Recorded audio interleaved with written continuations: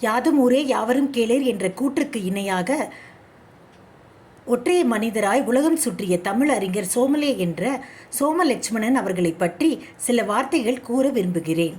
திரு சோமலே அவர்கள் தனது 13வது வயதில் தமிழ், ஆங்கிலம் என இரு மொழிகளிலும் தமிழ் பயணிக்க ஆரம்பித்தார்கள். இதன் விளைவு கேம்பிரிட்ஜ் பல்கலைக்கழகம் இவரது நூல்களை ரிசர்ச் டாபிக் ஆக்கியுள்ளது. லெனின்கிரேட் பல்கலைக்கழகம் உட்பட பல பல்கலைக்கழகங்கள் இவரது வளரும் தமிழ் நூலை பாடநூலாக்கி உள்ளன. சென்னை மாநில கல்லூரியில் பட்டப்படிப்பையும் மும்பை ஹாரினி மாநில கல்லூரியில் பட்டய படிப்பையும் படித்த இவர் அண்ணாமலை பல்கலைக்கழகத்தில் பொதுநல தொடர்பு அலுவலர் மற்றும் தமிழ் தொழில்நுட்ப கல்லூரியின் தாளராக இருந்துள்ளார். சென்னை மற்றும் காமராச பல்கலைக்கழகத்தின் ஆட்சி பேரவை உறுப்பினர், தமிழ் எழுத்தாளர் சங்கத்தின் தலைவர் என பல பொறுப்புகளில் இருந்தார்.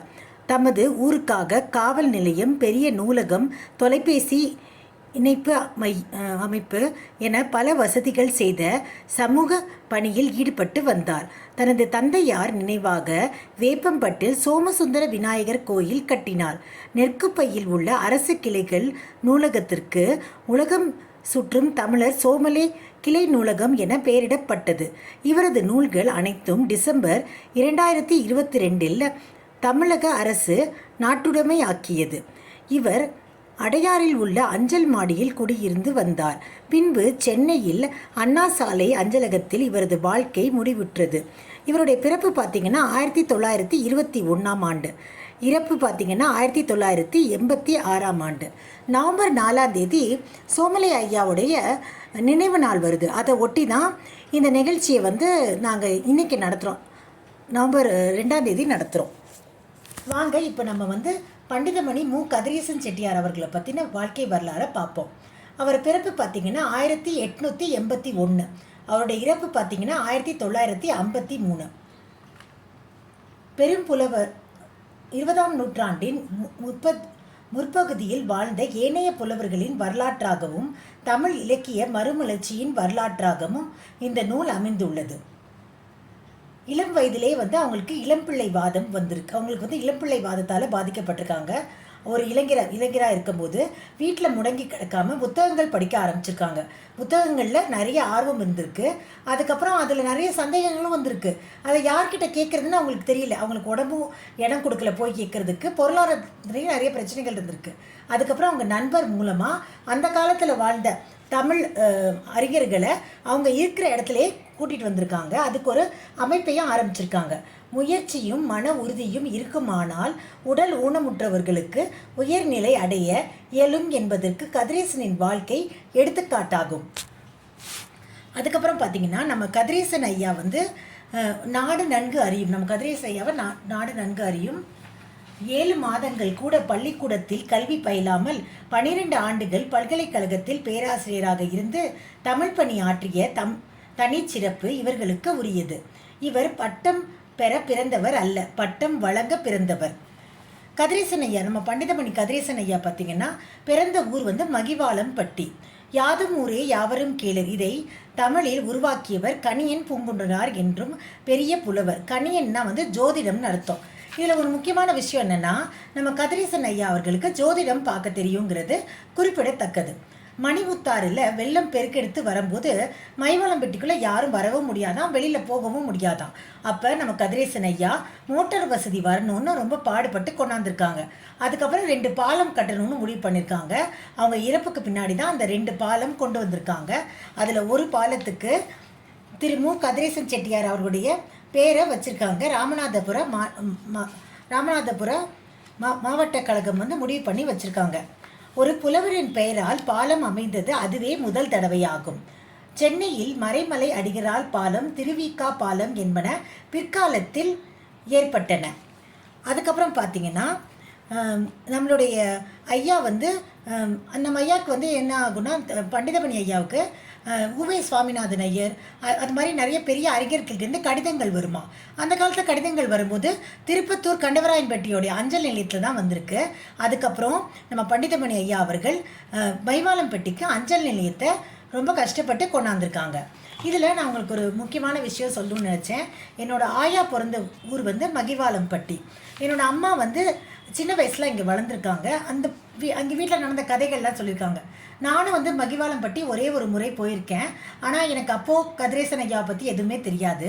இதில் ஒரு சின்ன குறிப்பு படித்தேன். அது என்னென்னா, பூங்குன்ற நாட்டின் பூங்குன்றத்தில் மகிவாலம்பட்டி என்ற பெயர் இடைக்கால சோழ மன்னர் காலத்தில் உண்டாயிற்று. இக்குன்று இப்பொழுது குடுகுமலை என்று வழங்குகிறது. இந்த கல்வெட்டு பார்த்தீங்கன்னா நெற்குப்பை மைவாலம்பட்டி சாலை ஓரத்தில் இருக்கான். நான் அடுத்த வாட்டி மைவாலம்பட்டி கண்டிப்பாக போவேன். எனக்கு வந்து கதிரேசன் ஐயாவுடைய சிலையெல்லாம் பார்க்கணும். அப்போ இந்த கல்வெட்டு இருக்கான்னு நான் பார்த்துட்டு வருவேன். நீங்களும் எல்லோரும் போனீங்கன்னா மறக்காமல் பாருங்கள். அதுக்கப்புறம் இப்போ அவங்களுடைய பிறப்புலேருந்து நம்ம வர ஆரம்பிப்போம். 1881 அவங்க பிறந்திருக்காங்க. அவங்க அப்பா பேர் பார்த்தீங்கன்னா முத்துக்கருப்பன் செட்டியார், அம்மா பேர் சிவப்பியாச்சி. 16/9/1881 அவங்க பிறந்திருக்காங்க. தாத்தா பேர் குமரப்பன் செட்டியார். தாத்தா வந்து நஞ்சை பூச்சி அதெல்லாம் வச்சு அதில் ரொம்ப ஆர்வமாக இருந்தாங்க. அப்பா பார்த்தீங்கன்னா மலேசியா, இலங்கை அங்கே பெரு வணிகம் பண்ணியிருக்காங்க. கணக்கில் வந்து ரொம்ப ஆர்வமாக இருந்திருக்காங்க. நம்ம கதிரேசன் செட்டியார் பார்த்தீங்கன்னா இலக்கண இலக்கியங்களில் ஆர்வமாக இருந்திருக்காங்க. அதுக்கப்புறம்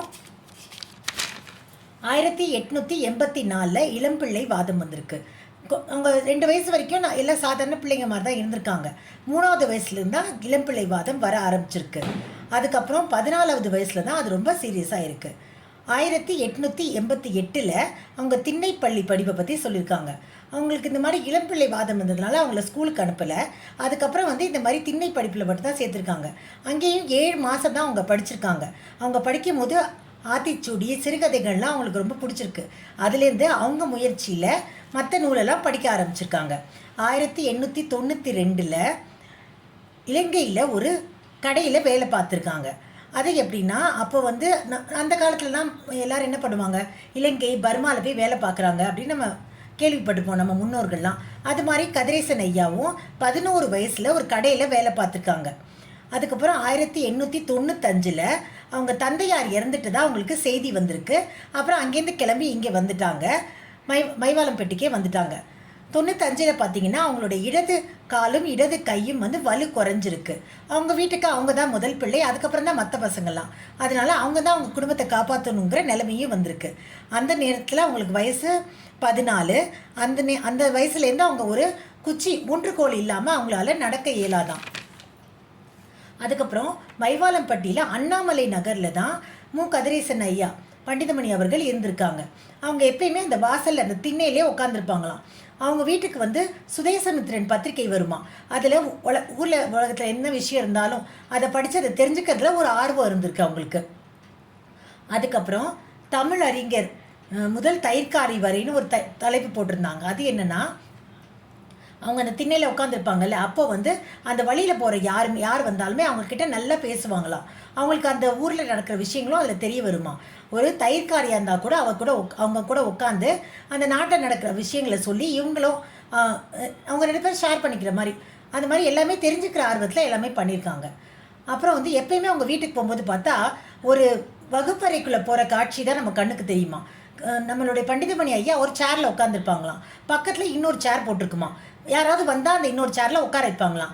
பக்கத்தில் ஒரு டீப்பாய் இருக்குமா. அந்த டீப்பாயில் ஒரு புக்கு திறந்தே இருக்குமா. அவங்க படித்த புத்தகங்களை பற்றி இலக்கணங்களை பற்றி அவங்க சொல்லுவாங்களாம். இவங்களும் கேட்டுப்பாங்களாம். அப்புறம் இவங்க சொல்கிறதே அவங்க கேட்டுப்பாங்களாம். அந்த மாதிரி அவங்களுக்கு நிறைய விஷயங்கள் தெரிஞ்சுக்கிறதுக்கு ரொம்ப பிடிச்சிருந்துருக்கு. ஒரு தடவை வந்து அவங்க சாயங்காலத்தில் ஒற்றை மாட்டு வண்டி எடுத்துகிட்டு வெளியில் போவாங்களாம். ஒரு தடவை ரோட்டில் ஒரு நண்பர் போயிருக்காரு. இவங்க வந்து நான் வாங்க லிஃப்ட் தரேன்னு சொல்லி கூட்டியிருக்காங்க.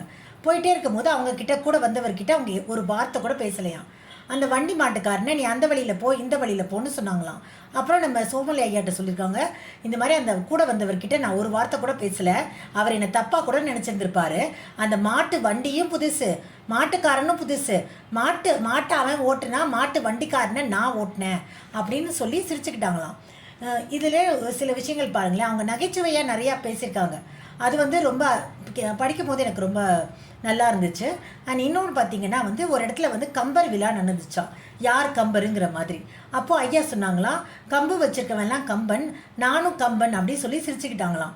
அவங்க வந்து அவங்க வாழ்க்கையை நமக்கு வந்து இளம்பிள்ளை வாதம் இருக்குது அப்படிலாம் அவங்க நினைக்கல. ரொம்ப இதுவாக இருக்கு, ரொம்ப வந்து பாசிட்டிவாக இருந்திருக்காங்க. இந்த விஷயம் வந்து என்னை ரொம்ப கவர்ந்துச்சு.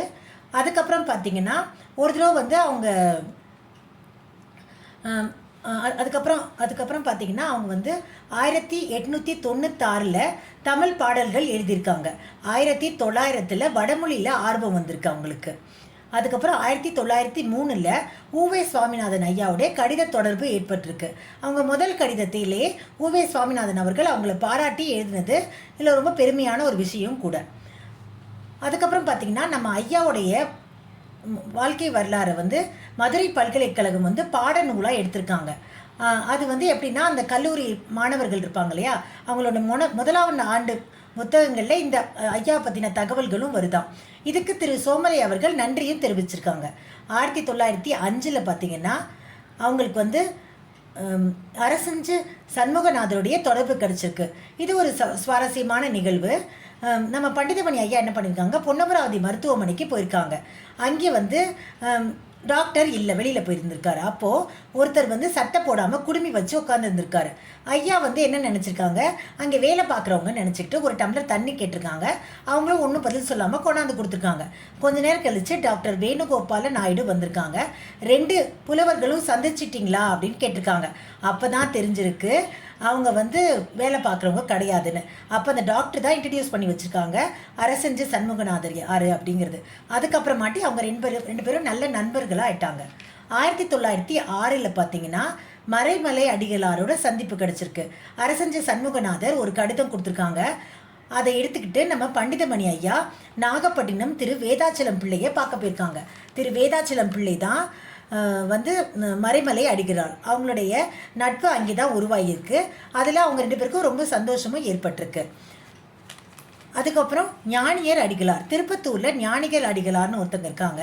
அவங்கள நாக வேதாச்சலம் பிள்ளை தான் அறிமுகப்படுத்தி வச்சுருக்காங்க. அவங்களும் இங்கே சந்திச்சுக்கிட்டு இருக்காங்க. அப்போது ஞானிகள் அடிகளார் சொல்லியிருக்காங்க, நீங்கள் இதோட நிறுத்தாமல் மேடை பேச்சிலையும் நிறைய ஆர்வம் காட்டுங்கன்னு சொல்லியிருக்காங்க. அதையும் நம்ம பண்டிதமணி ஐயா எடுத்து செஞ்சுருக்காங்க. அதுக்கப்புறம் இதில் இன்னொரு விஷயம் என்னென்னா, நம்மளுடைய அந்த காலத்தில் நம்ம ஐயாக்களுக்கெல்லாம் 13-14 வயசில் கல்யாணம் ஆகிடும்ல. ஆனால் நம்ம பண்டிதமணி ஐயாவுக்கு அந்த வயசில் கல்யாணம் ஆகலை. அவங்களுக்கு கல்யாணம் தள்ளி போயிட்டே இருந்திருக்கு. அவங்க அம்மா ரொம்ப வருத்தப்பட்டிருக்காங்க. ஏன்னா அவங்களுக்கு அப்புறம் அடுத்த பிள்ளைங்களாம் இருக்காங்கல்ல, அவங்களாம் கல்யாணம் பண்ணணும்ல. அப்போது வந்து அவங்க அம்மா கிட்டே நம்ம பண்டிதமணி ஐயா சொல்லியிருக்காங்க, நீங்கள் நம்ம தம்பி தங்கச்சிக்கெலாம் கல்யாணம் பண்ணுங்க, அப்புறம் நான் கல்யாணம் பண்ணிக்கிறேன்னு. அது நடந்ததுக்கப்புறம் யாரோ சொல்லியிருக்காங்க அவங்க அம்மா சிகப்பியாச்சிக்கிட்ட, திருமண தடை நீங்கள் ராமநாத தலை யாத்திரை ராமேஸ்வர தலை யாத்திரை போனால் நல்லதுன்னு சொல்லியிருக்காங்க. உடனே அவங்களும் கிளம்பி போகும்போது நம்ம பண்டிதமணி ஐயாவும் கூட போயிருக்காங்க.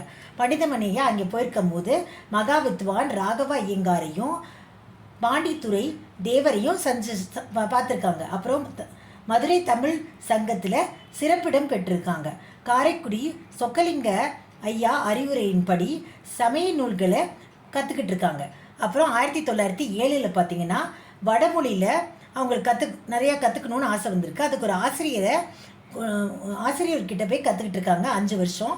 ஆசிரியரோட பேர் பார்த்தீங்கன்னா திருவை நாராயண சாஸ்திரி. அதுக்கப்புறம் 1909 பார்த்தீங்கன்னா சன்மாக சபை வந்து தொடங்க ஆரம்பிச்சிருக்கு. அப்போது அந்த சபைக்கு வந்து தலைவராக இருந்தவங்க பழனியப்ப செட்டியார். பழனியப்ப செட்டியாருடைய பிறப்பு பார்த்தீங்கன்னா 1873. அவங்களுடைய இறப்பு பார்த்தீங்கன்னா 1912. அதுக்கப்புறம் 1912 தான் 32 வயசில் நம்மளுடைய பண்டிதமணி ஐயாவுக்கு கல்யாணம் நடந்திருக்கு. இந்த கல்யாணத்துலேயும் ஒரு சுவாரஸ்யமான கதை இருக்குங்க. முதல்ல அவங்க கல்யாணம் பண்ணிக்கிட்டது மீனாட்சி ஆட்சியை. மீனாட்சி ஆட்சியோடைய அக்கா கல்யாணியை தான் முதல்ல வந்து இவங்களுக்கு பார்த்துருக்காங்க. அவங்கெல்லாம் சொந்தக்காரங்க தான். அப்போது அவங்க அந்த கல்யாணி ஆட்சியோடைய அம்மா அப்பா பண்டிதமணி அவர்களுக்கு கல்யாணம் பண்ணி கொடுக்க விரும்பலை. ஏன்னா அவங்க இளம்பிள்ளை வாதம் அந்த காரணத்துக்காக. அதுக்கப்புறம் என்ன ஆச்சு, கல்யாணி ஆட்சியை வேற ஒரு இடத்த கல்யாணம் பண்ணி கொடுத்துருக்காங்க. கொஞ்ச நாட்கள்லேயே அவங்க வந்து கைம்பெண்ணாக வீட்டுக்கு திரும்பி வந்துட்டாங்க. அதுக்கப்புறமாட்டி இவங்க வந்து பண்டிதமணி ஐயாவுக்கு 2வது மகளான மீனாட்சி ஆட்சியை கல்யாணம் பண்ணிக்க வைக்க ஆசைப்பட்டாங்க. ஆனால் அப்பையும் இவங்க கிட்ட வந்து வருமானம் கொஞ்சம் கம்மியாக இருக்குன்னு நினச்சிருந்துருக்காங்க. அப்போது நம்ம பழனியப்ப செட்டியாரும் கருமுத்து அழகப்பன் செட்டியாரும் அவங்க வீட்டு ஆளுங்க கிட்ட பேசி அவங்கள ஒத்துக்க வச்சு நாங்கள் ஏதாவது அந்த பிஸ்னஸ் பண்ணி கொடுக்குறோம் அப்படின்னு சொல்லி அதுக்கப்புறமாட்டி அந்த கல்யாணம் நல்லா நடந்திருக்கு.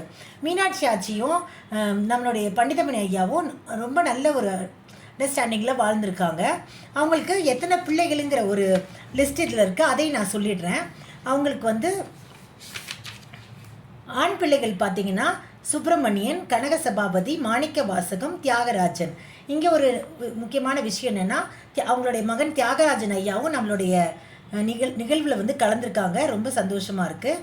அப்புறம் பெண் பிள்ளைகள் பார்த்திங்கன்னா மங்கையர்க்கரசி, மீனாட்சி, சகுந்தலை, இவங்களாம் தான் அவங்களுடைய வாரிசுகள்.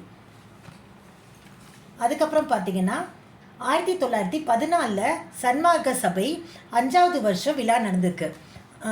இதுக்கு நடுவில் நான் ஒரு விஷயம் விட்டுட்டேன். இதுக்கு நடுவில் என்னென்னா, நம்மளை பழனியப்ப செட்டியார் இருக்காங்க இல்லையா, அவங்க தலைவராக இருந்திருக்காங்கல்ல. அப்போது 1912வது வருஷத்தில் அவங்களுக்கு கொஞ்சம் உடல்நிலை சரியில்லை. அப்போ அவங்க தம்பி அண்ணாமலை செட்டியார் கொழும்புல இருந்திருக்காங்க. அவங்கள இங்கே வரவழைச்சிருக்காங்க. இவங்களுடைய தலைவர் பதவி அவங்களுக்கு மாற்றி கொடுத்துருக்காங்க. அவங்க தான் வந்து அதுக்கான செலவு, அந்த சன்மாக சபை நடக்கிற அந்த செலவுகள் அதெல்லாம் வந்து அவங்க தான் பார்த்துருக்காங்க. அப்போது நம்ம பண்டிதமணி ஐயா அங்கே வந்து தமிழை வந்து அவ்வளோ எல்லா இடத்துக்கும் முழக்கம் பண்ணியிருக்காங்க. அதுக்கப்புறம் 1919வது ஆண்டு பார்த்திங்கன்னா சன்மாக சபையோடைய 5வது வருஷ விழா நடந்திருக்கு. அங்கே ஊவே சாமிநாதன் அவர்களும் வந்திருக்காங்க. அப்போ அவங்க ஓலைச்சுவடி தேடிட்டு இருந்த நேரம். அப்போ நம்மளுடைய கதிரேசன் ஐயா ஓலைச்சுவடிகள்லாம் தேடி எடுத்து கொடுத்துருக்காங்க. அதுக்கப்புறம் நம்மளுடைய பண்டிதமணி கதிரேசன் ஐயா வீட்டுக்கு நம்ம ஊவே சுவாமிநாதர் ஐயா போயிருக்காங்க. அவங்க நட்பு இன்னும் நல்லா பலப்பட்டிருக்கு. 1915 பார்த்திங்கன்னா நம்மளுடைய பீமக்கவி பண்டிதமணி மேலே வழக்கு தொடர்ந்துருக்காங்க. அது என்ன விஷயம்னா, பண்டிதமணி ஐயாவும் பீமக்கவி அவங்களும் புலவர்களில் அவங்க நிறைய இடத்துல பேச போயிருக்கும்போது பண்டிதமணி ஐயாட்ட அவங்களுடைய நண்பர்கள் சில பேர் வந்து உங்களை பற்றி இவங்க கொஞ்சம் தப்பாக பேசுகிறாங்கன்னு சொல்லியிருக்காங்க. அதுக்கப்புறம் ஒரு நிகழ்ச்சிக்கு போகும்போது இவங்க பண்டிதமணி ஐயா கவனிச்சிருக்காங்க. பீமக்கவி அவர்கள் சில இடங்களில் தப்பு பண்ணதை எழுதி வச்சு வித்யா பானுவில் வரி வரியாக எழுதிட்டாங்க. இதை தெரிஞ்ச பீமக்கவி அவர்கள் அவங்க மேலே மான நஷ்ட வழக்கு போட்டிருக்காங்க. அதுக்கப்புறம் 1920 பார்த்திங்கன்னா தமிழ் நாடெங்கும் உள்ள புலவர்கள் சங்கத்தில் அவங்க தொடர்பு இருந்திருக்கு. 1928 பார்த்திங்கன்னா ராஜா சார் அண்ணாமலை செட்டியாரோட நட்பு அது எப்படி கிடச்சிச்சின்னா, நம்மளுடைய தமிழ் தாத்தா இருக்காங்க இல்லையா, அவங்க கிட்ட போய் நம்ம ராஜா சார் கேட்டிருக்காங்க இது மாதிரி அவங்களுடைய காலேஜில் வேலை பார்க்குறத பற்றி, தமிழுக்கு சொல்லிக் கொடுக்கணுங்கிறத பற்றி. அப்போ வந்து ஊவை சுவாமிநாதர் ஐயா எனக்கு வந்து இந்த ஓலைச்சுவடி அந்த பார்க்குற வேலைகள்லாம் இருக்குது, அதனால இதுக்கு சிறந்த மனிதர் வந்து நம்ம பண்டிதமணிதான்னு சொல்லியிருக்காங்க. அதுலேருந்து தான் அவங்க நட்பு தொடர ஆரம்பிச்சிருக்கு. அப்புறம் பார்த்திங்கன்னா 1929 புதுமை புகுதல் தனித்தமிழ் வித்துவான் வகுப்பு ஏற்படுத்த வேண்டுமென்று பிஏ ஆனர்ஸ் படிப்பில் தமிழ் பயிலவும் ஏற்பாடுகள் இருக்க வேண்டும் என்றும் நிறைய முயற்சிகள் எடுத்திருக்காங்க. அப்புறம் 1930 சைவ சித்தாந்த மகா சமாஜ் வெள்ளி விழாவில் தலைமை தாங்கியிருக்காங்க. 1932 திருநாவுக்கரசு திருவாசகத்துக்கு உரை எழுதும்படி சைவ சித்தாந்த மகா சமாஜ் விழாவில் தமிழ் தென்றல் திருவிக்கா முதலிய அன்பர்கள் நம்மளோட பண்டிதமணி ஐயாவை கேட்டுட்டு இருந்திருக்காங்க. சென்னை பல்கலைக்கழகத்தில் பேராசிரியர் குழுவில் உறுப்பினராக இருந்திருக்காங்க. 1933 இலங்கைக்கு இலக்கிய சுற்றுலா போயிருக்காங்க. அங்கே சார் பொன்னம்பல ராமநாதனும் லேடி ராமநாதன் ஆகியோர் நடத்தி வந்த ராமநாதன் கல்லூரியில் பண்டிதமணி மனதை கவர்ந்தது. பண்டிதமணியின் வேண்டுகோள் இணங்க அவர் நண்பர் மெய்யப்ப செட்டியார் புதுக்கோட்டை மாவட்டம் கொப்பனாப்பட்டி கலைமகள் கல்லூரி, யாழ்ப்பாணம் ராமநாதன் கல்லூரியில் பணியை தொடங்கியிருக்காங்க. அதுக்கப்புறம் 1934 அண்ணாமலை பல்கலைக்கழகத்தில் தமிழ் ஆசிரியராக பணியில் இருந்திருக்காங்க. சன்மாக சபையில் அவங்களுடைய படம் வந்து திறந்து வச்சுருக்காங்க. அதுக்கப்புறம் பார்த்திங்கன்னா 1938 அண்ணாமலை சென்னை திருவனந்தபுரம் பல்கலைக்கழகங்களில் தமிழில் தலைவராக இருந்திருக்காங்க. தமிழ் பாடத்திட்டத்தில் தலைவராக இருந்திருக்காங்க. அப்புறம் கவிமணி தேசிய விநாயகம் பிள்ளை அவர்களுடைய நட்பு கிடச்சிருக்கு. அப்புறம் 1940 குறுந்தொகை மாநாட்டில் தலைமை தாங்கியிருக்காங்க. 1942 மகோதியார் பட்டம் கிடச்சிருக்கு. 1944 சென்னையில் கம்பர் விழாவில் கலந்துக்கிட்டு இருந்திருக்காங்க. 1945 அவங்க மனைவி இறந்துட்டாங்க. அதுக்கப்புறம் 1946 அண்ணாமலை பல்கலைக்கழகத்திலேருந்து ஓய்வு பெறுறாங்க. சென்னை பல்கலைக்கழகத்தில் தொடர் சொற்பொழிவுகளில் இருக்காங்க. அதுக்கப்புறம் 1948 திருவாசக உரை எழுத ஆரம்பிச்சிருக்காங்க. அப்புறம் 1953 பார்த்திங்கன்னா விஸ்வ ஆண்டு ஐப்பசி திங்கள் 8ஆம் நாள், அதாவது 24/10/1953 பண்டிதமணி வழக்கம் போல் அவங்க வேலைகளை கவனிச்சுக்கிட்டு இருந்திருக்காங்க. அன்று தமக்கு வந்த புதிய நூல்களை புரட்டி பார்த்துருக்காங்க, கடிதங்களுக்கு பதில் எழுதியிருக்காங்க, அவங்கள பார்க்க வந்தவங்களோட பேசிகிட்டு இருந்திருக்காங்க. மாலை ஒரு 3 மணி இருக்கும், மூச்சு திணறல் ஆரம்பிச்சிருக்கு. நாற்காலியிலேருந்து கீழே இறங்கி பாயில் படுத்துட்டாங்க. அதுக்கப்புறம் மலப்போக்கு தடை ஏற்பட்டதுனால இனிமா வைத்து உடலை தூய்மை செஞ்சுருக்காங்க. சிறிது நேரம் கழித்து அவங்க இறைவனடி சேர்ந்துட்டாங்க. அதுக்கப்புறம் பார்த்திங்கன்னா 1975 அவங்களுக்கு மகிவாளம்பட்டியில் சிலை திறந்திருக்காங்க. இவ்வளோ பெரிய மனிதரை பற்றி பேச எனக்கு வாய்ப்பு கொடுத்த திரு சோமசுந்தரம் அவர்களுக்கு என்னோட நன்றியை நான் தெரிவிச்சுக்கிறேன்.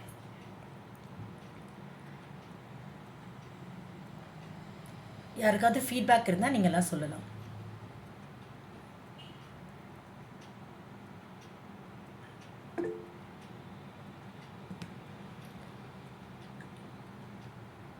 சோமசுந்தரம் சார், ஏதாவது சொல்ல வரீங்களா? வணக்கம். பண்டிதமணி ஐயாவுடைய வாழ்க்கை வரலாறு ஒவ்வொரு வருடத்துல முக்கியமான நிகழ்ச்சிகளையும் நல்லா தொகுத்து வழங்கினீங்க. மிக்க நன்றி. பண்டிதமணி ஐயாவை பற்றி அப்பா ரெண்டு நூல்கள் இருக்காங்க. ஒன்று மிக விரிவான நூல், அது ஒரு கிட்டத்தட்ட 400 பக்கம் இருக்கும். நீங்க ரெண்டையும் படிச்சீங்களா இல்ல சுருக்கமானதை படிச்சீங்களா எனக்கு தெரியல. சுருக்கமானது மதுரை பல்கலைக்கழக மாணவர்களுக்காக எழுதப்பட்ட நூல். ரெண்டு நூலும் நான் போன வருஷம் தான் அதை ரெண்டு நூல்களுமே படித்தேன். அதை ரீப்ரிண்ட் பண்ணணுங்கிற ஒரு ஆர்வத்தில் முழுவதும் படித்து ப்ரூஃப் ரீட் பண்ணதை பார்த்த போது எனக்கு மிக வியப்பு. அந்த பண்டிதமணி ஐயாவை பற்றி கேள்விப்பட்டிருக்கேன். இப்போ மைவாளன்பட்டி வழியாக நிறைய தடவை போகும்போதெல்லாம் நின்று அந்த சிலையை வணங்கிட்டு போகிறது தான் எனக்கு பழக்கம். ஏன்னா அது அப்பா மூலமாக அவங்கள பற்றி நிறைய கேள்விப்பட்டிருக்கேன். எதுக்காக சொல்கிறேன்னா, இப்போ நான் அமெரிக்காவில் இருக்கேன். பொதுவாக தமிழ்நாட்டில் உள்ளவங்க எல்லாருமே ஒரு சுய முன்னேற்றம், உற்சாகம், ஊக்கம் வேணும்னா உடனே ஒரு மேலை நாட்டவர் தான் பார்ப்பாங்க. அது அப்ரஹாம் லிங்கனா, இல்லை மார்ட்டின் லூதர் கிங்கா, லெனினா, இந்த மாதிரி வெளிநாட்டில் உள்ளவங்களை தான் பார்ப்பாங்க. நான் நினைத்து பார்ப்பேன், இவ்வளவு பெரிய ஒரு மாமனிதர், ஒரு உடல் ஊனமுற்றவங்க, கணினியில் பேப்பர் கூட இல்லாத காலம்னு சொன்னா ஓலைச்சுவடிகள் அந்த காலத்துல எந்த அளவுக்கு ஒரு ஆளுமையா அந்த பர்சனாலிட்டி. அவங்க அந்த மைவாளன்பட்டிங்கிற ஒரு குக்கிராம, இப்போ கூட சில பேர் மைவாளன்பட்டியா அது ரொம்ப உள்ளுக்குள்ள இருக்க ஊராச்சு, தூரமாச்சு, பட்டிக்காடாச்சு அப்படின்னு இப்ப சாலை போக்குவரத்து எல்லாம் இருக்கும் போது, எல்லா வசதியும் இருக்கும் போது கூட நினைக்கும் போது அந்த காலத்திலேயே தமிழகத்தினுடைய மிகப்பெரிய ஆளுமைகள்லாம் இவரை தேடி மைவாளன்பட்டிக்கு வந்திருக்காங்க.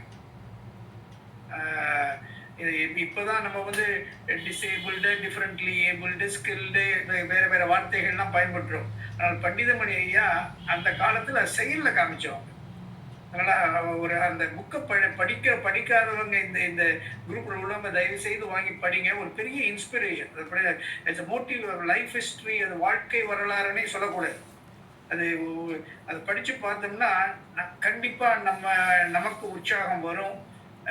அந்த காலத்திலேயே இந்த அளவுக்கு ஒரு உடல் ஊனமுற்றவங்க, முறையாக பள்ளிக்கூடம் போகாதவங்க, ஆனா எத்தனை தான் அவர் பட்டம் பெறுவதற்கு பிறந்தவர்கள், பட்டம் கொடுப்பதற்கு பிறந்தவர்னு அப்பா மிக அழகாக சொல்லியிருப்பாங்க. நல்ல நூல்.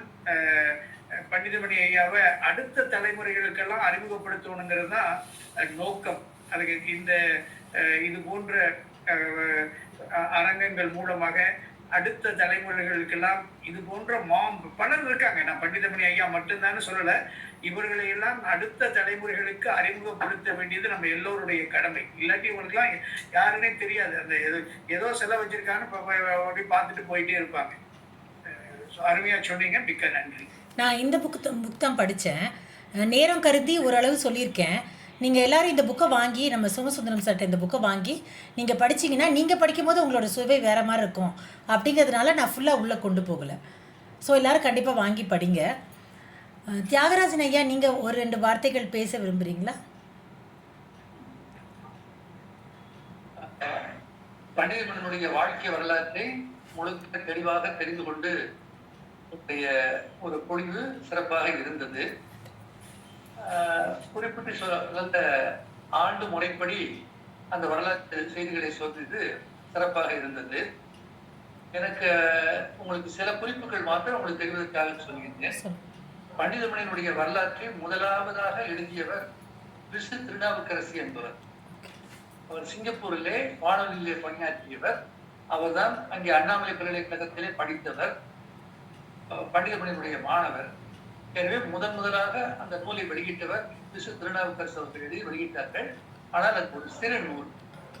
அதற்கு பின்னர் அடுத்தாற் போல இரண்டாவதாக வெளியிட்டவர்கள் தான் நம்முடைய சோமலி அவர்கள். சோமலி அவர்கள் நம்ம சோமசுந்தரம் சொல்லியது போல ஒரு பெரிய நூலாக 400 பக்கங்கள் அடங்கக்கூடிய ஒரு பெரிய நூலாக அதை வெளியிட்டார்கள். பிறகு மதுரை காமராஜர் பல்கலைக்கழகத்திலே அந்த பல்கலைக்கழகத்தை சேர்ந்திருக்கக்கூடிய கல்லூரிகளுக்கெல்லாம் அதை பாடமாக வைக்க வேண்டும் என்ற ஒரு முடிவு செய்த உடனே அதை சுருக்கமாக இவ்வளவு பக்கங்கள் தான் இருக்க வேண்டும் என்பதற்காகத்தான் இந்த நூலை அவர்கள் திரும்ப மீண்டும் அதை வெளியிட்டார்கள். எனவே சோமலி அவர்களுக்கு எனக்கு ஒரு நல்ல பழக்கம். எனக்கு நான் 1957 முதல் 2002 வரை இங்கே இருந்தேன். ஒரு 6 ஆண்டுகள் இங்கே படித்தேன். பிறகு ஒரு 38 ஆண்டுகள் இங்கே பணியாற்றினேன். எனவே அப்பொழுது நான் தொடக்க காலத்திலே 57 இருக்கும் பொழுது அவர்கள் இங்கே பல்கலைக்கழகத்திலே அந்த நெற்குப்பை என்ற ஊரை சேர்ந்தவர்கள் 2 பேர். ஒருவர் பேராசிரியர் லெவகரு ராமநாதன் செட்டியார், இன்னொன்று சோமலி அவர்கள். உலகம் சுற்றிய தமிழர் என்று சொல்லக்கூடிய AK செட்டியாருக்கு பின்னாலே சோமலி அவர்களுக்கு குறிப்பிட்டு சொல்வது உண்டு. எனவே சோமலி அவர்கள் அங்கே பணியாற்றிய பொழுது ஒரு 2 ஆண்டுகள் அவர்களோடு நெருங்கி பழகக்கூடிய வாய்ப்பு எனக்கு கிடைத்தது. நான் அப்பொழுது ஒரு 17 வயது மாணவனாக இருந்தமையினாலே அவர்களை பற்றி முழுக்க தெரிந்து கொள்வதற்குரிய வாய்ப்பு எனக்கு அப்பொழுது கிடைக்கவில்லை. பிற்காலத்தில் அவர்களுடைய நூலை திரும்ப திரும்ப படித்தமையினாலே எனக்கு அவர்கள் எவ்வளவு செய்திகளை திரட்டி கொண்டு வந்திருக்கின்றார்கள் என்று அங்கேதான் மைவாளன்பட்டிக்கு வந்திருக்கின்றார்கள். வீட்டிலே அங்கே இருக்கக்கூடிய செய்திகளை எல்லாம் திரட்டி சென்று நல்ல நூலாசிரியர் அவர் சோமலி அவர்களை நான் பாராட்ட வேண்டிய ஒன்று என்னன்னு கேட்டாக்க, சிறந்த நூலாசிரியர். எல்லாம் அவர் எல்லா நாடுகளுக்கும் சென்று அமெரிக்காவை பார், ஐரோப்பாவை பார், ஜப்பானை பார் என்று இது போல பார் என்று சொல்லி எல்லா நாடுகளுடைய அங்கே கிடைத்த செய்திகளை எல்லாம் தொகுத்தவர்கள் நூலாக நிறைய நூல், சோமலியனுடைய நூல்கள் நிறைய நூல்கள். பின்னால சோமசுந்தரம் அவர்களும் நான் இன்னும் சோமசுந்தரம் அவர்களை நேரில் சந்திச்சதே இல்லை. எனவே அவர்களை நான் இதன் மூலமாகத்தான் நான் பழக்கம் ஏற்பட்டிருக்கேன் தவிர நான் நேரில் சந்திக்கவில்லை. அவர்கள் நெற்குப்பையில செய்யக்கூடிய சிறப்பான அந்த நிகழ்ச்சிகளை எல்லாம் நான் ஒரு முறை செல்ல வேண்டிய கட்டாயம் ஏற்பட்டது. நான் செல்ல முடியாமையினாலே என்னுடைய ஆட்சியினுடைய மகன் ராமநாதன் என்று சொல்லக்கூடிய மதுரையில் இருக்கக்கூடியவன், அவனையும் என்னுடைய அண்ணனுடைய மகனையும் அந்த விழாவுக்காக அனுப்பியிருந்தேன். அவர்கள் சென்று சிறப்பாக அந்த நிகழ்ச்சியை நடத்தி கொடுத்து வந்தார்கள். இந்த முறையிலே நீங்கள் அந்த வரலாற்று இதை பண்டிதமணியினுடைய அந்த பிறகு ஒரு கிட்டத்தட்ட இதுவரைக்கும் எனக்கு தெரிந்த வரைக்கும் ஒரு 10 அறிஞர்கள் இவர்களுடைய வரலாற்று நூலாக எழுதியிருக்கிறார்கள். இதில் ரொம்ப ஒரு சிறப்பாக சொல்லக்கூடிய ஒன்று என்னன்னு கேட்டாக்க, நம்ம டெல்லியில் இருக்கக்கூடிய சாகித்ய அகாடமி ஒரு நூல் வெளியிட வேண்டும் என்று கேட்ட பொழுது அவர்கள் என்னை கேட்டார்கள். நானே எழுத வேண்டாம் என்று சொல்லித்தான் மதுரை காமராஜர் பல்கலைக்கழகத்திலே பணியாற்றிய மோகன் அவர்களுடைய மனைவி நிர்மலா மோகன் அவர்களை சொல்லி அவர்கள் தான் அதை எழுதி அவர்களுக்கு இந்த நூலை வெளியிட்டார்கள். அதுபோல நடந்த பாதை என்று சொல்லி மறைமலடிகள், திருவிக்க, பண்டிதமணி, தேசிய விநாயகம் பிள்ளை இவர்களை எல்லாம் பின்னணியாக வைத்துக் கொண்டு ஒரு 5 பேரை வைத்துக் கொண்டு அவர்களுடைய வாழ்க்கை வரலாற்றை தொகுத்தவர்கள் வெளியிட்டார்கள். எல்லாவற்றையும் விட டாக்டர் பேராசிரியர் வாசுவ மாணிக்கம் அவர்களை சிறப்பாக நான் இங்கே சொல்ல வேண்டும். 1934 முதல் 46 வரை 12 ஆண்டுகள் பல்கலைக்கழகத்திலே பணியாற்றினார்கள். பல்வேறு நிலைகளிலே முதலாவதாக விரிவுரையாளர், பிறகு பேராசிரியர், துறைத்தலைவர், பிறகு ஆராய்ச்சி அறிஞர் என்ற முறையிலே அவர்கள் அங்கே 46 வரை பணியாற்றினார்கள். அவர்கள் அங்கே அண்ணாமலை பல்கலைக்கழகத்திற்கு மிகச் சிறந்தவர்களாக இருக்கக்கூடியவர்களை எல்லாம் கொண்டு சேர்த்த பெருமை அவர்களுக்கு உண்டு. அது சோமலி அவர்களும் குறிப்பிட்டிருக்கின்றார்கள். நீங்கள் சொன்னது போல ராகவையங்கார், ராகவையங்கார் அவர்கள் இருவரும் மைத்துனர்கள். அவர்கள் ராமநாதபுரம் சமஸ்தானத்திலிருந்து இங்கு கொண்டு வந்தார்கள்.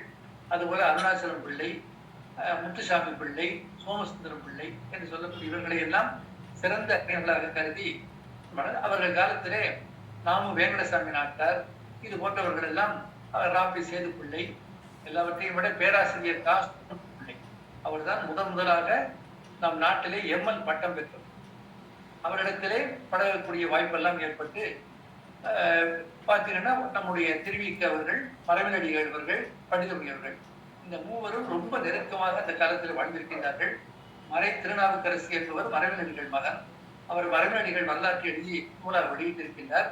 அதில் இந்த தொடர்புகளை எல்லாம் நிறைய குறிப்பிட்டிருக்கின்றார். அதனால இதில் அவருடைய நீங்கள் சொல்லியது போல அவர்கள் அந்த ஒரு தென்னை பள்ளிக்கூடத்திலே ஒரு 7 மாதங்கள் மட்டும் படித்துவிட்டு ஒரு பல்கலைக்கழகத்திலே சென்று ஒரு 12 ஆண்டுகள் பேராசிரியராக பணியாற்றக்கூடிய ஒரு வாய்ப்பு என்பது அதுதான் எல்லாருமே சிறப்பாக சொல்லக்கூடியது. எனவே அந்த வழியிலே தான் நானும் இங்கே அண்ணாமலை பல்கலைக்கழகத்திலே தமிழ் படிக்க வேண்டும் என்று என்னுடைய மாணவர்களாக இங்கே இருக்கக்கூடியவர்கள், ஆசிரியர்களாக இருந்தவர்கள் எனக்கு வலியுறுத்தி அந்த பின்னணியிலே தான் நான் அதை படித்தேன். படித்து நான் அந்த 6 ஆண்டுகள் படித்த அந்த காலத்திலே MOL என்ற அந்த பட்டம், அந்த பட்டத்தை பெற்று பிறகு உடனடியாக நான் இங்கே திருவிளையாடலாகவே சேர்ந்து பிறகு பண்டிதமணி அவர்கள் எங்கே இருந்து பணியாற்றினார்களோ அதே இடத்துல இருந்து பணியாற்றக்கூடிய வாய்ப்பு எனக்கு கிடைத்தது. அவருக்கு இருந்த அறை, அவர்கள் பயன்படுத்திய அந்த மேஜை, நாற்காலி போன்ற பொருட்கள் இதையெல்லாம் பயன்படுத்தி அதே இடத்துல இருந்து பணியாற்றக்கூடிய ஒரு வாய்ப்பும் எனக்கு அது கிடைத்தது. அது ரொம்ப ஒரு பெரிய அவர்கள் செய்த ஒரு பெரிய நிலை என்று நான் கருதுகின்றேன். அந்த முறையிலே நானும் பண்டிதமணி அவர்களை பற்றிய ஒரு ஆய்வு எழுத்தினை பண்டிதமணியின் தமிழ் பணிகள் என்ற முறையிலே ஒரு புத்தகத்தை வெளியிட்டிருக்கின்றேன். அதிலே வாழ்க்கை வரலாறு ஒரு பகுதியாக இருக்கின்றது. திருவாசகத்தினுடைய ஆராய்ச்சி உரைகள் இங்கே இடம்பெற்றிருக்கின்றன. மொத்த நூல்கள் 17 நூல்கள். ஒரு 7 நூல்கள் சமஸ்கிருதத்திலிருந்து தமிழ். கௌடல்யருடைய அர்த்த சாஸ்திரம், சுக்கிரநீதி, மிருத்சகடியா என்று சொல்லக்கூடிய மண்ணியல் சிறிது, உதயன சரிதம், சுரோச்சனை இவையெல்லாம் வெளியிடப்பட்டு விட்டன. வெளியிடப்படாத 2 நூல்கள் இன்னும் இருக்கின்றன. ஒன்று பிரதாப ருத்ரியம், மற்றொன்று மாலதி மாதவ். இந்த 2ம் அவர்கள் மொழிபெயர்த்து அதை வெளியிட இருக்கின்ற காலத்திலே அவர்கள் காலமானமையினாலே 1953 பின்னர் அது எங்கிருந்தது என்று தேடுவதே எங்களுக்கு பெரிய சிரமமாகிவிட்டது. பிறகு அண்மை காலத்தில் ஓராண்டு தான் யாரோ அதிலே அந்த 1917 அதை இதில் சேர்த்திருக்கின்றார்கள் வெப்சைட்ல. அதை சென்று பார்த்தேன். அந்த நூல் 2 இனிமேல் வெளிவர வேண்டிய நூல்கள். ஒன்று பிரதாபருத்திரியம், மற்றொன்று மாலதி மாதம். இந்த 7 நூல்கள் அவர்கள் சமஸ்கிருதத்திலிருந்து தமிழிலே. அதுல கௌடல்யருடைய அர்த்த சாஸ்திரம் ஒரு 12 அத்தியாயங்கள் உரியது. அதை அவர்கள் மொழிபெயர்த்திருக்கின்றார்கள். இது மிகச்சிறந்த முறையிலே தமிழும் சமஸ்கிருதமும் அறிந்திருக்கக்கூடிய வடநாட்டைச் சேர்ந்த சில அறிஞர்கள் இதை பாராட்டி சில கருத்துக்களையும் வெளியிட்டிருக்கின்றார்கள். நம்முடைய மக்கள் சபையிலே கூட அதை பற்றி பேசியிருக்கின்றார்கள். அந்த செய்திகள் எல்லாம் எனக்கு அந்த தொகுப்புகள்ல கிடைத்தது. எனவே இந்த முறையிலே அவர்கள் பிறகு மேலச்சூரியிலே தொடர்பிருந்தபினாலே அந்த ஊரில் இருக்கக்கூடிய பெருமையை பற்றி வீர விநாயக மாலை, 18 சுந்தர விநாயகர் பதிகம் என்று சொல்லி ஒரு 3 நூல்கள் வெளியிட்டார்கள். பிறகு அவர்களுக்கு ரொம்ப பெருமையை சேர்த்து